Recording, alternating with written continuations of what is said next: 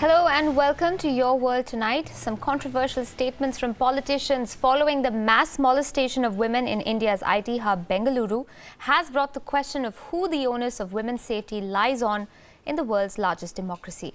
We'll get to that in a bit, but first, unrest in India's West Bengal state with the arrest of a prominent member of parliament of the ruling Trinamool Congress. Now, the entire state has erupted in rage after the Central Bureau of Investigation arrested the Chief Minister Mamata Banerjee's key aide and party MP Sudeep Bandyopadhyay. Angry Trinamool supporters attacked the headquarters of the Bharatiya Janata Party in Kolkata. Central forces had to be called in to control the crowds that pelted stones at the BJP office. Many workers of the Bharatiya Janata Party were injured in that stone pelting. Bandyopadhyay, who is the leader of the Trinamool Congress in Lok Sabha, was arrested about 3 hours of questioning in the 17,000 crore Rose Valley chit fund scam case. He is the second MP from the party to be arrested in recent weeks in connection to that case. The CBI had earlier arrested Trinamool MP Tapas Pal. Mamata Banerjee has hit out at the BJP soon after that arrest, calling it revenge for the TMC's opposition to Prime Minister Modi's demonetization move. আমাকে তো ইডির লোকেরা বলেছে, CBI লোকেরা, আমি অনেক অফিসারকে চিনি, তারা আমাদের বলেছে, নরেন্দ্র মোদি বলেছে हमको अभिषेक को चाहिए, हमको सुदीप बंदोपाध्याय को चाहिए, हमको शुभेंदु अधिकारी को चाहिए, हमको सुभाषिस को चाहिए, हमको मलय को चाहिए, हमको बॉबी को चाहिए, हमको शोभन को चाहिए, সবাইকে चाहिए। আর ওনাদেরকে যে দেশের লোকে चाहिए, কারণ ওই লোকটা বাইরে থাকলে দেশের সর্বনাশ। সবচেয়ে প্রথম অ্যারেস্ট করা উচিত নরেন্দ্র মোদি এবং অমিত শাহকে। We on correspondent Shomika Das and our chief domestic correspondent Kartikeya Sharma both join us right now for more on that story. Let's go across to Shomika first. Shomika, tell us, what is the situation on the ground right now? Well, Aisha, the protest by TMC supporters and leaders in the state of West Bengal is growing stronger and louder. Soon after TMC MP Sudeep Bandyopadhyay was arrested today in Kolkata, the workers of TMC allegedly they have surrounded the headquarters of the ruling BJP parties in Kolkata. And according to the reports, and also we went on the spot and saw that how about hundreds and hundreds of TMC supporters, they pelted stones and left the BJP workers inside the building injured. According to the latest reports, about 12 of them have been left injured. And the stone pelting is still going on. There has been a deployment of central forces on the streets, and the traffic movement has been disrupted in the central part of the city, which is the heart of Kolkata, Aisha. Right. Shomika, clearly this is, developing into an ugly situation there on the streets in Kolkata. But tell me, Mr. Bandyopadhyay has been questioned by the CBI in the past. In fact, there were those 2 notices issued last year as well. Was his arrest not anticipated at all by the ruling government? Has this really come as a bolt out of the blue? Aisha, well, it appears as if the government over here had no clue of this arrest earlier. But now as the arrest has happened, the government is ready to battle it out with the center. And as I spoke to the BJP leaders in the state, they are quite worried about the situation. And they have claimed that the attack on the BJP headquarters was pre-planned by the Trinamool Congress, and they have also blamed Mamata Banerjee of not taking care of the party workers in the state and leading to such an unrest, Aisha. Right, Shomika, let's go across to Kartikeya Sharma now. He also joins us for more on that story. Kartikeya, what in your opinion are going to be the political implications of this arrest? Do you see this tussle between state and centre seeping into parliamentary proceedings as well? It's absolutely, because ultimately the bottom line is that what will happen when the budget session of the parliament goes on. When the budget session of the parliament goes on in the Trinamool Congress, says that they have been hampered by the CBI because of the behest of the centre, they will be organizing a lot of regional political parties against the Bharatiya Janata Party. So the one part of the script is legal, another part of the script is political. and I don't think the TMC is going to let go of it. And I think that's the bottom line here. Importantly, when it comes to the chit funds and other companies, there is a big scam when it comes to UP, Bihar and West Bengal. And I think there has to be a law when it comes to the Ponzi schemes. And the most important of all, which in my understanding, Aisha, is whoever it is, whether he belongs to the TMC or the Bharatiya Janata Party, whether it's Tapas Paul or Babul Supriya or whether it's Sudeep Bandyopadhyay, the law and the justice has to be same for everyone. Right, Kartikeya, is the BJP now going to have to gear up for, the combined onslaught of, the Congress, the TMC and other opposition parties? They've already been courting a lot of, lack of favor from these parties, and this new incident is only going to add fuel to the fire. No, actually, Aisha, I would like to beg to differ, because the Congress has already had an alliance with the CPM, so they kind of have a truck with the TMC. The issue is that Sudeep Bandyopadhyay has been arrested. Sudeep Bandyopadhyay is a very senior leader. He is not a small shot. Sudeep and other people were part of the committee which actually ensured that the TMC came into life. It's like saying, we will arrest Mohan Singh when he was alive, when Mulayam Singh was the helms of the affair. The issue is that these are the people who made what Trinamool Congress is. These are the people who are very important to Mamata Banerjee. It is like arresting Revati Raman Singh from Samajwadi Party, who happens to be the Rajya Sabha member and who is such a senior member for the socialist politics. So the bottom line is that one, there will be a legal case, but the second, it will be all about regional parties who feel hampered by the Bharatiya Janata Party. I think it's the binary in which the political narrative will work, Aisha. Right, Kartikeya. So clearly the centre versus state tussle is back in focus. Now, do you see the TMC accusing the centre then of not showing adequate respect to the federal structure of this country? Well, I would say three things. One, will the parties like DMK, will the parties like Jagan Mohan Reddy's party, YSR Congress react and come with Congress? Secondly, will Congress have the wherewithal to be the magnet to attach all the regional parties which Sonia Gandhi did in 2004? And lastly, will Narendra Modi be able to ensure that the opposition remains divided?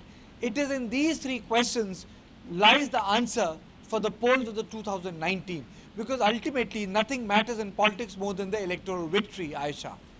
All right, Kartikeya Sharma there in New Delhi and Shomika Das in Kolkata. Thanks so much for bringing us those details and updates on that story. Clearly, Kolkata is going to be at the center of focus in India going forward as well. We're going to keep track of that story. But over to another big one.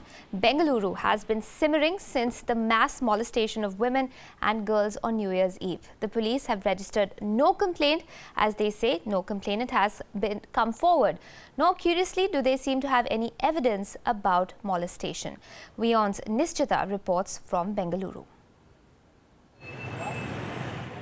3 days since the horrific mass molestation of December 31st, business on Bengaluru's Brigade Road and MG Road appears to be normal. Not so people, since the offenders are still on the loose. Victims have yet to come forward. Many say no effort is being made to nab the culprits. It really enforces the idea that probably our government isn't for us, our police force isn't for us, and it makes us feel totally isolated. Hopefully something like this won't happen later in the future, but it was quite disappointing. The police say they have not found any substantial evidence of mass molestation based on examination of the CCTV footage so far. My safety at night, I feel, is at risk because after hearing about it, like after 6 o'clock, now I'm thinking if something like that would happen with me or something like that would go wrong, because if so many women in such a huge crowd could get molested, if I walk alone on the road, I'm even more in, in danger. So I definitely don't feel safe about it.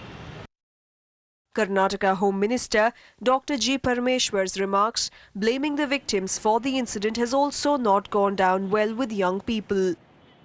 His comments are probably one reason why no victim has the confidence to file a police complaint. I'm being a Bangalorean and, being a girl, I feel Bangalore is not safety for us. And I think there should be some initiative that should be taken, because, you know, and it's a new year, people have to have fun and all that. But, you know, thinking about that, few parents are being very protective. You know, they give us things like, you know, this is what is happening around, so you need to be more this one about it. But I feel that is little bad, because, you know, what happened, that is actually bad, you know, and at least like some complaints should be taken and something should be considered. I'm right now standing on the famed Brigade Road of Bengaluru, famous not only for it being one of the busiest areas of the city, but for the unfortunate incident of mass molestations that took place on New Year's Eve. Despite the fact that the entire street was cordoned off, bedecked with lights and also installed with multiple CCTV cameras, apart from 1,500 police personnel, of course, all hell broke loose as the clock neared 12, forcing several women to seek police protection. Apart from being a major embarrassment, the incident has also dented the image of India's Silicon Valley. Bengaluru Police Commissioner Praveen Sood took to Twitter to extend support to the victims, urging them to approach the police. If we are given coordinates of any lady molested on 31st at MG Road, we the police will visit her and take appropriate action without delay. Even without a complaint, if police finds credible evidence of molestation, a case will be registered suo motu without waiting. If any lady gives complaint of molestation on 31st December, police will not waste even a minute to register a case and start investigation. 1,500 police personnel and multiple CCTV cameras did little to protect the women on Brigade Road and MG Road on New Year's Eve.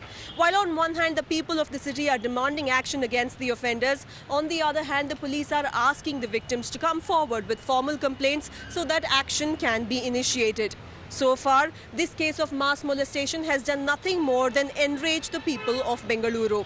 With video journalist Padmanabha Rao, this is Nishchita for WION Bengaluru. And after the Karnataka Home Minister, it is Samajwadi Party leader Abu Azmi who has courted controversy with his remarks over the Bengaluru mass molestation incident. Azmi, who is a Samajwadi Party MLA, blamed short dresses worn by women for this incident. He said that women must follow quote-unquote Indian culture and only step out with their families. Earlier, Karnataka's Home Minister G. Parameswara had said that such incidents do happen on New Year and Christmas. In the latest coming in, we're also aware of the National Commission of Women sending out summons to both Azmi and Parameswar over those statements. आज western culture में जो हो रहा है, किसकी बच्ची रात को कहाँ है, किसकी बच्ची किस साथ घूम रही है, वहाँ इसका ख्याल माँ बाप नहीं करते, लेकिन मेरे देश में करते हैं। मैं इस बात को मानता हूँ कि अगर मेरी बहन, मेरी बेटी रात को सूरज डूबने के बाद किसी गैर लड़के के साथ जा करके 31st नाइट मनाए और उसके साथ उसका बाप ना हो, उसका पति ना हो और वो गैर मर्दों के साथ हो, तो और मैं ये एक्सपेक्ट करूँ कि उसके साथ बड़े सम्मान के साथ रहेंगे, गलत है। इस पे बहुत लोग नाराज मुझसे होंगे, चलेगा, नाराज हो या तो चलेगा, लेकिन सच्चाई है ये। There should have been adequate security arrangements. What is happening to the men in this country? That they don't seem to understand that in all their arrogance, that India is going to come up to the top 5 nations. How can we ever do it? What is happening to this country? Why are we losing respect for our women? Our correspondent Nishchita and women and child rights activist Tina Sharma both join us on the show to talk more about that incident in Bengaluru. I'm going to go to Nishchita first up. Nishchita, you've been tracking this story on the ground for us. What are the latest updates you have in terms of people coming forward with complaints about that incident? Well, unfortunately, as far as the latest updates are concerned, there have been no updates. While on one hand, we have the people of the city who are absolutely enraged with what happened on New Year's Eve, going on to question the administration as to why action has not been taken, why arrests have not been made, why a suo motu complaint has not been registered. On the other hand, the police have come out urging the victims to come forward, file a complaint, at least approach the police, tell the police what happened on that fateful night so that action can be initiated initiated. So it seems to be the finger pointing is going on at the moment. And also we have the police commissioner of Bengaluru who has taken to Twitter, who has said that you do not have to come forward and file a complaint, at least approach us so that we can file a suo motu complaint and initiate action. Likewise, so far no arrests have been made. There has not been a single FIR that has been registered in the case. So unfortunately, as far as the case of mass molestation in Bengaluru is concerned, the development is that there has been no development. There is no move as far as the police is concerned. They are screening through the footages that they have received from almost 25 CCTV cameras as well as 2 high-definition cameras. And so far, they seem to have not received anything substantial so that they can file a complaint in this regard. Right. Nishtita, does this then reflect a sort of fear that women have in approaching authorities that, perhaps bringing, the situation up will lead to a barrage of uncomfortable questions and their versions might also be doubted? Absolutely. It's not just in this particular case. We have seen it in the past across the country. Women shirk away from approaching the police when it comes to sexual exploitation or cases of sex abuse. We have seen the women feel not so safe in approaching the police, and nothing seems to be different in Bengaluru as well. Whether it is the Home Minister really coming out and saying that he does not understand why women should dress up in Western clothes and go celebrate New Year's when they know it is not safe. Or for that matter, Abu Azmi, as we heard on our channel right now, go on to say that it is westernization that should be blamed for such an incident. Even for that matter, the mayor of Bengaluru city has been quoted by the media questioning why women should even go to Brigade Road and MG Road on New Year's Eve when they know it is not unsafe. So it seems to be the case of victim bashing all over again, whether it is the political leaders or whether it is the administration. The first question being raised is, why are women wearing short clothes and going out at night? All right, Nishtita, thanks for joining us with those updates. Do keep your ear to the ground and come to us with anything else you hear as far as that goes. Let's go back to Tina Sharma. She also joins us right now. She's a women and child rights activist. Tina, in your opinion, what is worse? Is it the incident that's taken place in Bengaluru or the reactions that we're getting to hear from some politicians? Of course, it's reaction which makes us, think deeply on the issues and our men around in the society. But then I think both are relevant, both are equally relevant, and both give each other a fire. Because the kind of, comments we hear after these incidents, or otherwise also from political people, it is a kind of mindset which is coming and throwing us from the society.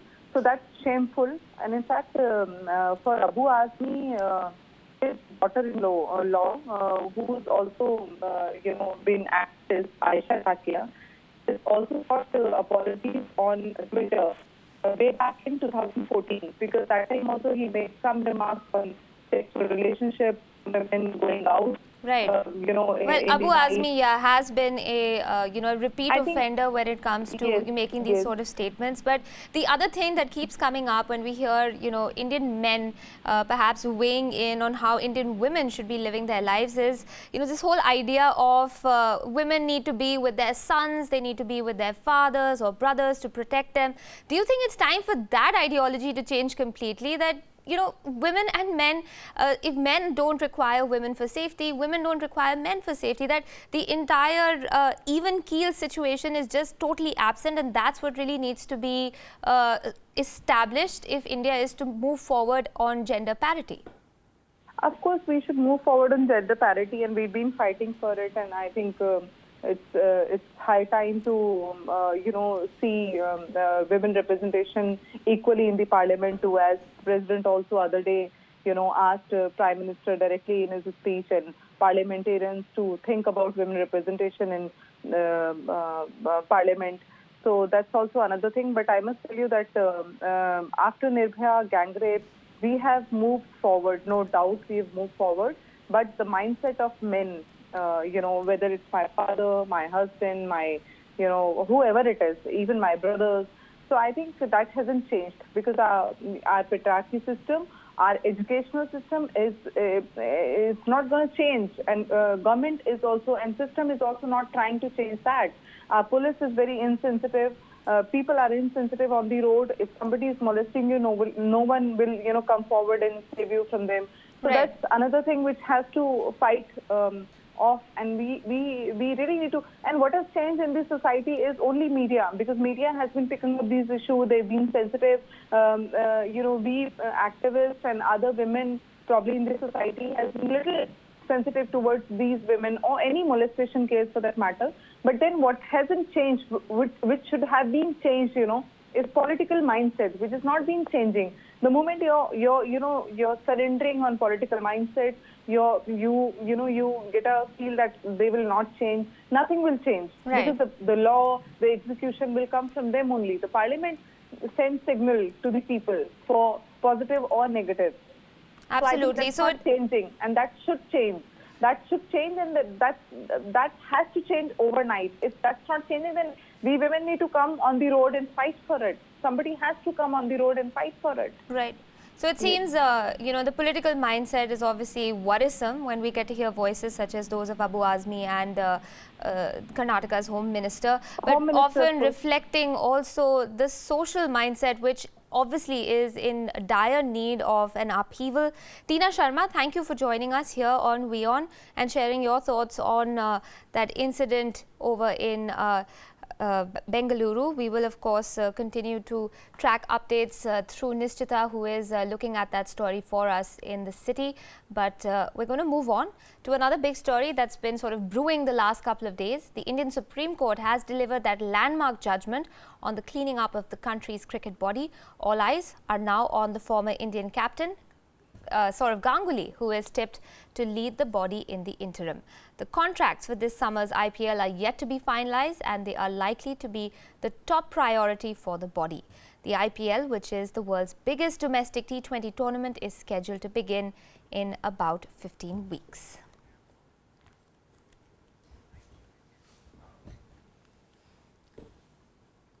Okay, Digvijay Singh Deo, our sports correspondent, joins us to chat more about that big name, Sourav Ganguly, part of that big story of the BCCI. Digvijay, when it comes to Ganguly's name, there's no question about his credentials as a cricketer. But when it comes to his credentials as heading, the board, what do you make of that?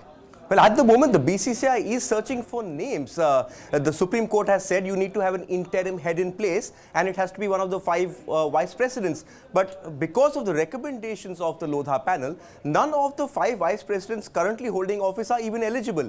Sourav Ganguly's name has been around for a while. In fact, I remember when Sourav Ganguly became the president of the Cricket Association of Bengal after the death of its president Jagmohan Dalmia. There was talk even then, will Sourav Ganguly at one point of time take on the BCCI? Sourav has never refused officially.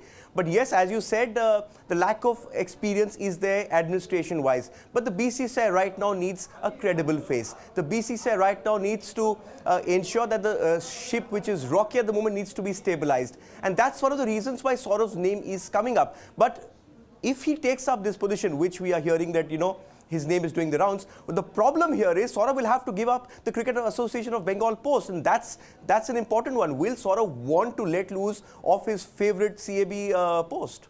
Well, that remains to be seen clearly, but you brought up stability, Digvijay.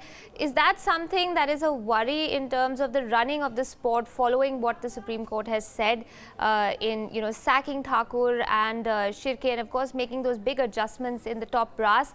Is the sport going to get affected? There is that ODI series coming up against England as well.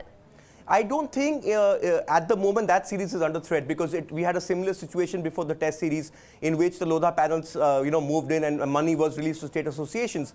I think if the BCCI is smart, and those who take the sport forward need to look at what happened in Delhi when the High Court appointed Justice Mukul Mudgal, in fact, to take over the running of the DDCA. So there is a way. Obviously, there are issues which are going to plague the board, but I think this is where you need to look at foreign organizations, that while you have administrators in charge, they leave the running of the sport to professionals. The BCCI has in fact appointed a CEO, and at the moment I think that's the way they're going to go, is that leave the running of the sport to professionals and the technical experts while you sort out your mess.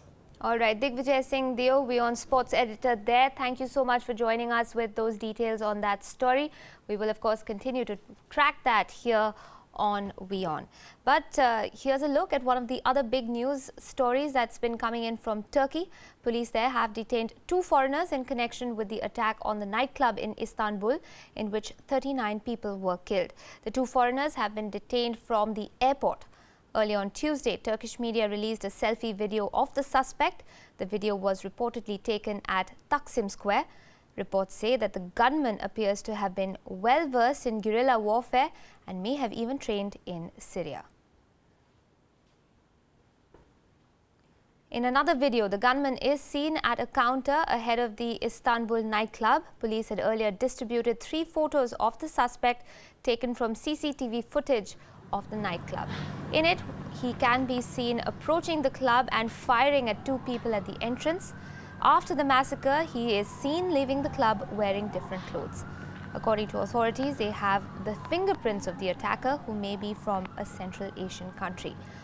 In a statement, the Islamic State has said that the attack was revenge for Turkish military involvement in Syria.